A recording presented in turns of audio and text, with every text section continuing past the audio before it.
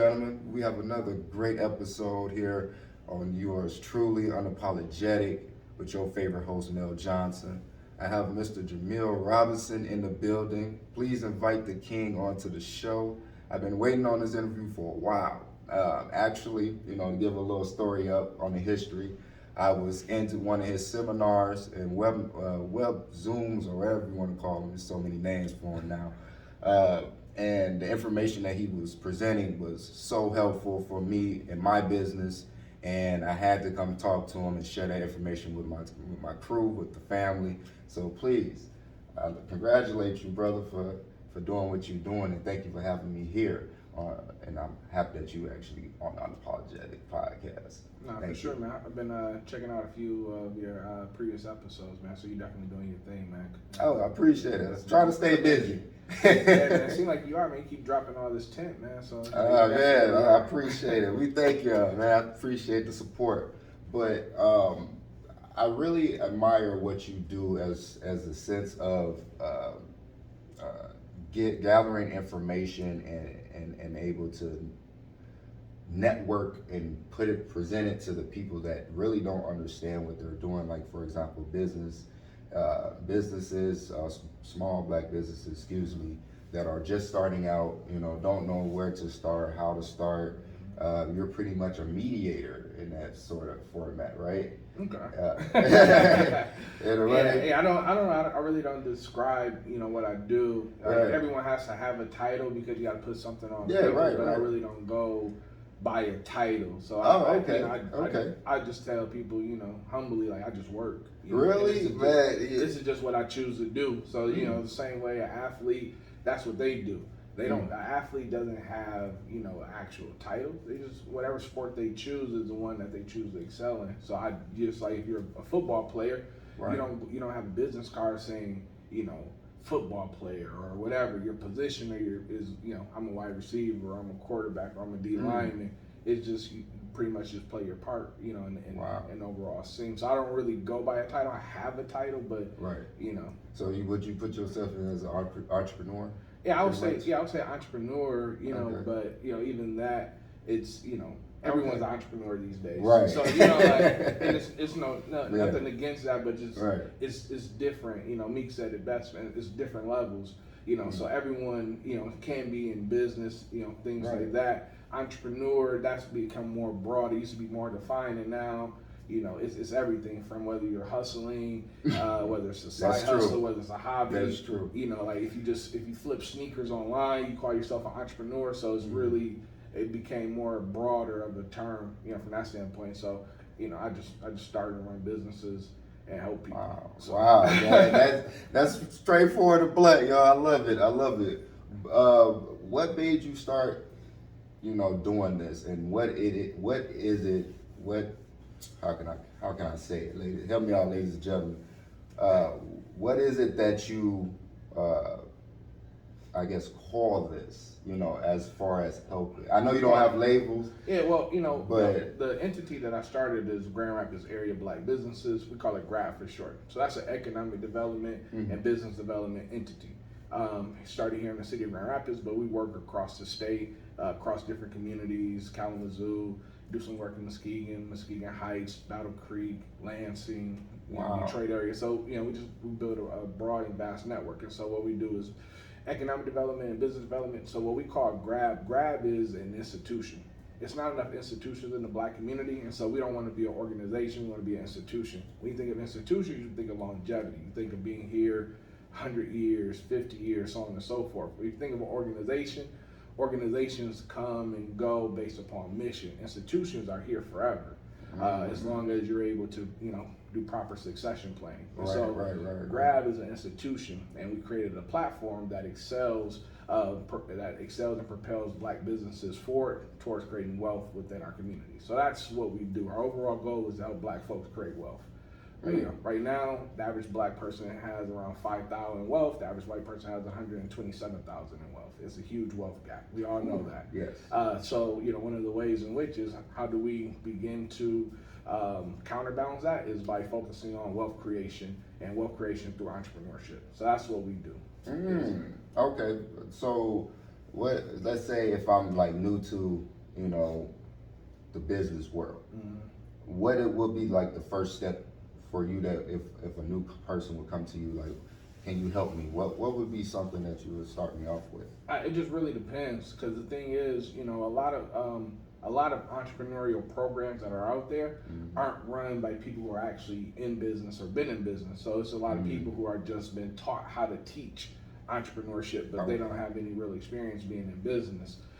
So with someone who comes to us, it really just depends, because we're more laser instead of flashlight. We're more prescriptive instead of general. So when you you know, we're not over the counter. You have to get a prescription. So when you go to some programs, it's very you know, over the counter. Here, write your business plan. After you write your business plan, who's your customer? Some of that stuff, I tell people, you really don't need a business plan unless you're about to go out and ask somebody for some money. You need an actual roadmap, an outline, or a business model canvas, just so you know internally and you fleshed out your idea fully to exactly what you're doing. So that's what one of the things is like, all right, cool. So what are you actually doing? You know, a lot of times, well, on average, Black entrepreneurs, 90% of them are solopreneurs or sole proprietors, single member LLCs. On average, don't make more than $70K a year gross revenue. And a lot of times that's just because of the businesses and industries we get into. So, you know, one of the things is we don't have real expectations, or we don't have a barometer to gauge what we can actually do. So, because a lot of it is limited. We start businesses because we have limited access to capital, because we can't get money from traditional institutions, so like banks, credit unions, so on and so forth. Right. We have a very difficult time doing that. So when someone comes to us at G.R.A.B.B and say, hey, either I'm in business or I'm looking at starting a business, you know, personally, we'll send them and refer them out to the SBDC, just because the SBDC will help them flesh out their business plan. We tell them you don't need a business plan, but if some people are very dead set on having a business plan, we're going to refer them to that source. One of the things that we're going to do internally is, once you come to us, we'll say, all right, cool, let's do a deep dive analysis. So we'll come in like, so what is your goal? Oh, I want to make $400,000.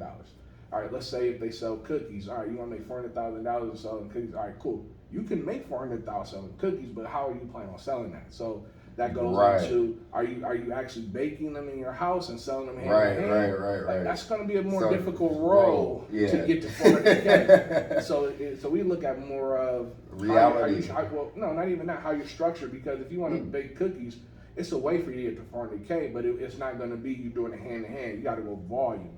So you have to sell masses of cookies, and unless you have a place where you're like in an arena, and that arena is jumping every single day, and you're selling hundreds of thousands of cookies a day, that's volume. Or you might have to look at, all right, well, I have to get my product into a retailer, or you have to open up your own bakery. So it's ways in which you can do that, but a lot of times that involves more capital, which we have limited access to.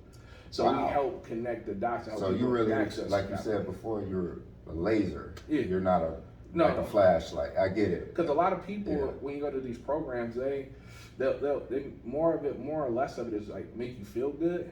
Hey, it's these participation trophies that a lot of people have grown up with. Oh, great job. You started a business, but it hasn't helped you earn any revenue. So I know some entrepreneurs, they subsidize their business by working full time. But that's not supposed to be the case. You're supposed to be able to be self-employed and be gainfully self-employed until you move to an actual business structure. So the difference between being self-employed and a business is, self-employed means that you actually have to do the work. So you got to bake your own cookies. Being a business owner is you have employees or you have some kind of system, and you oversee that system, and you still generate revenue without you personally having to be there and actually work yourself. Exactly. So the goal is to move from self-employed to a business. Yeah, that's nice, man. So that's what we do. We do very prescriptive, and we do SWOT analysis, things like that, and then we'll refer you out, because it's a broader ecosystem that can support you. So, you know, we're not experts in every single facet of and discipline within business, but we know everyone who is. And so if you want to develop your product, we're going to send you to the product development center, because that's what they do day in and day out. You want to go to a specialist. Like, use an example of the doctor. You know, you don't want to have something wrong with your foot and you go to a heart doctor. That doctor, you know, they can't, you know, so you want to get somebody who is disciplined in that area, and that's how we help different entrepreneurs. And then, you know, we do the advocating and then we do the bullying, you know.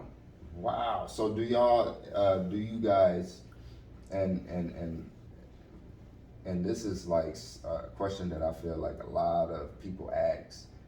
Do you guys actually be there hand for hand? Like, even if y'all send somebody to somewhere else, are they able to come back to you guys and say like, okay, yeah, but now I need help with so and so and so? One of the biggest things that we do, and you know, I don't make this a secret or whatever, a high percentage of the time, if when entrepreneur who come to us, they want us to work with them and we work with them, we give them a list of things to do. So, all right, cool. Do X, do Y, do Z. Once you do those things, which is, you know, you have to go out, you got to go to the SBDC. You got to go out and you got to talk to this person. You got to go over here and meet the product development people. After you do that, you're more than welcome to come back. But a lot of times within our community, they don't come. They come back either before they done those things because you know, they're nervous. They don't know what to do. Some of it is they want us to do the work for them. And I, you know, and that's one of the things. Like, no, I need you to call these places. Like, this is your business. You know, if I'm start doing that, then I'm gonna want a percentage of your business, and we can talk about that. You know, but if you don't want that, and so it's just one of those things. So you can come back, and if you're nervous or we make direct connections. Everybody who we send someone to, we send them there because we know that they will actually assist Black businesses. So if you go to our website, and under like our resource page, it talks about we have partnerships and relationships with these entities that we're referring to because they have demonstrated their ability and willingness to give Black entrepreneurs access to what it is they came for. We're not sending you no place as a shot in the dark. If I send you somewhere, I'm calling Jamal. Jamal, hey, I have Mel coming there. Mel needs help with this. So you're going there, Jamal already knows what you need, you just got to go and actually see Jamal. You know, it's one of those things to where we're making it and only working with those resources that actually want to and have demonstrated that they actually can help Black entrepreneurs. Because it's a lot of resources out here and a lot of entrepreneurs bounce around from place to place trying to get assistance. We send you directly where you can get assistance. And so as long as you have everything that you need, like I say, all right, cool, you need this, that, and the third, and you go there and you don't have that, then you got to go back and work on that. So it's work that's required for that. Like, you know, we don't have an easy button. You know, like we just can't be like, boom, press this and it's done. It's done for you, right? But we have enough relationships and enough connectivity to where as long as you go there and you do the things that you're supposed to do and take care of the things you're supposed to take care of, you will be able to walk that down. And that's a lot of things. It's not like an instant thing to where if you go somewhere, you instantly that 1 minute or that 1 second gonna get everything that you need. It's a progress.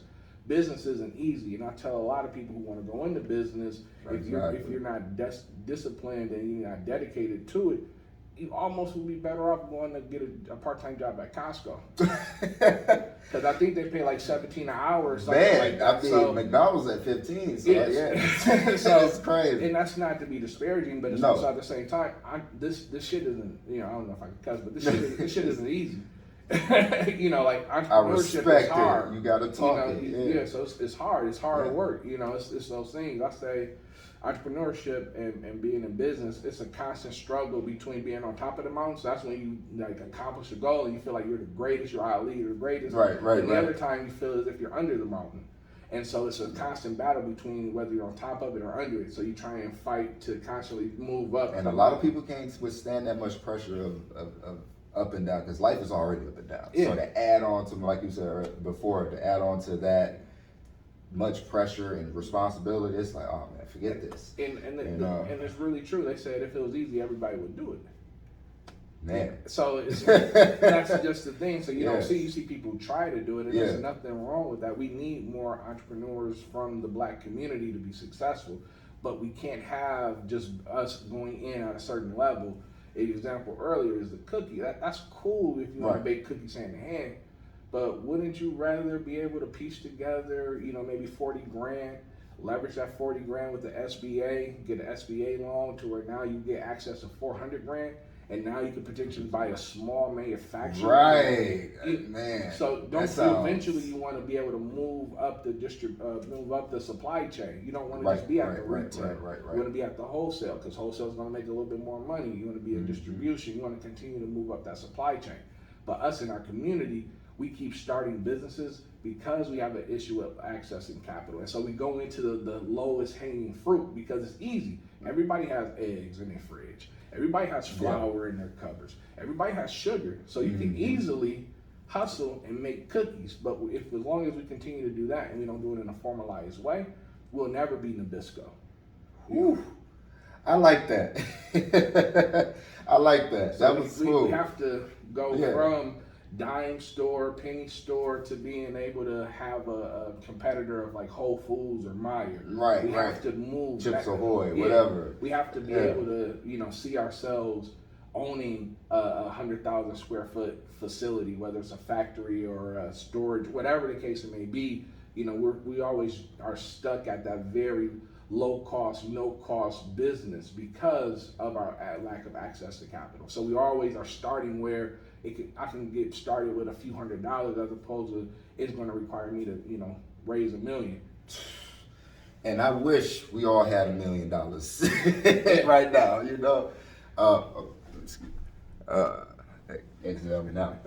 But as far as, one more question. I thank you for this. Man, you're like bread and butter, because I see you done this a lot. You was right. Bread and butter. But what about you personally that continues to push you to do this? Because it takes a toll, on the mental of constantly dealing with different, personalities and people like that. If you love what you do, you never truly work a day in your life. I'm having fun. So one of the things I put this out on Facebook years ago. It said, I'm having fun, but I'm not playing. So it's just one of those things. Like we're having fun, but we're not playing. This is serious, and the results and everything that we're looking to do. Ultimately, it's just like how it starts with us. I believe everyone has a gift, everyone has a purpose, and so you discover that through your life. And this is one of the things that I do. People say, how did you acquire this? Did you go to school for this? Honestly, I really don't know. It's just, I do informal education. I read a lot. I listen to a lot of books. It's not just self knowledge. Yeah, it's not just business books. It's philosophy. So, it's well-roundedness, because this, what we're doing everyday life is, regardless if you know it or not, we're playing a chess game. In life. So it's how many moves ahead can you be? And you started this in 2012? I did. Yeah. So, wow, and as Diddy said, man, we late, honestly, G.R.A.B.B should be a little bit further ahead. But that's what it seems. But the thing is, I don't sell out. I've been offered $400,000. I've been offered over $1 million just to be pacified, Hey, come be with this organization, come be with this institution, bring what you're doing here. Nah, that's just for you to pacify, and make me beholden.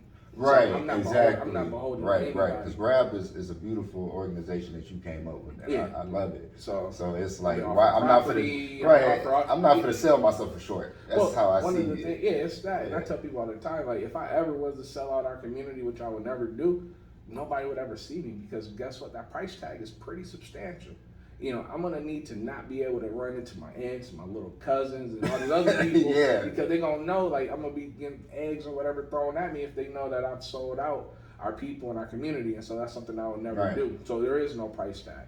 Like, I shake the trees, from that standpoint. I gotta shake your hand. That's love. I like that. So man, unapologetic. So I tell people all the time, like, I may cause a ruckus, so I call it, I put on the ski mask. All right, cool, I'm in bully mode. Right. So if it's an institutional organization that is trying to cut the black community out, exclude the black community, trying to prey on the black community, I'll go straight to that entity or organization, cause a ruckus.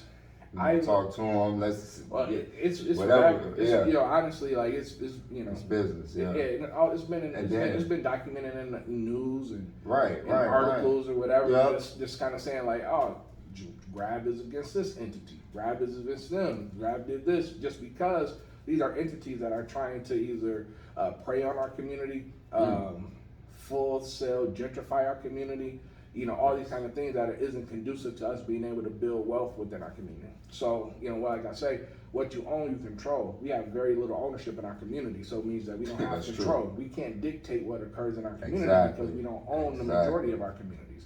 And what you control, you can change. So if we own our properties and we control our properties, then we can change the way in which our communities and our neighborhoods look because we have control and we can change from that standpoint. But we have to have a culture. That's beautiful. So those are the things and the ways in which we go about that stuff. And so we cause trouble that helps the community, but because it's good trouble, yes, keep raising. We're always not benefit, but we always receive what we're supposed to receive. So if I get you $100 by me causing trouble, if I get you $1,000 because the trouble I caused, I'm not going to eat off of that plate, but I'm going to eat. So that's the way, what you sow is what you reap. Man, ladies and gentlemen, man, I hope y'all enjoyed just as much as I have. I appreciate you, man, Jamiel, man. Let's do a part 2. We got to. Yeah, we're gonna do a part 2. We got to. But I'm speechless. There's not a lot of passionate individuals like you out. That has the knowledge, and now that I feel like Black people are starting to come up in the United States finally. We started to make our voice be heard, especially the young Black community. But as far as having, I feel like leaders, real leaders, like, look, I'm not here to sell you out. I'm here to help you out.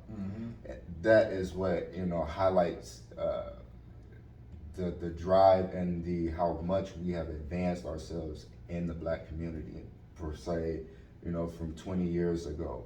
That's a really big jump, and I thank you for it, brother. I really do. Man. I appreciate you having me on the platform, man. Yeah, like I said, man, as soon as you reached out, I was like, let's do that. Yeah. Unapologetic, I'm unapologetic, so. Exactly, I see it. We love it, man. But ladies and gentlemen, I thank y'all for tuning in on another episode of Unapologetic.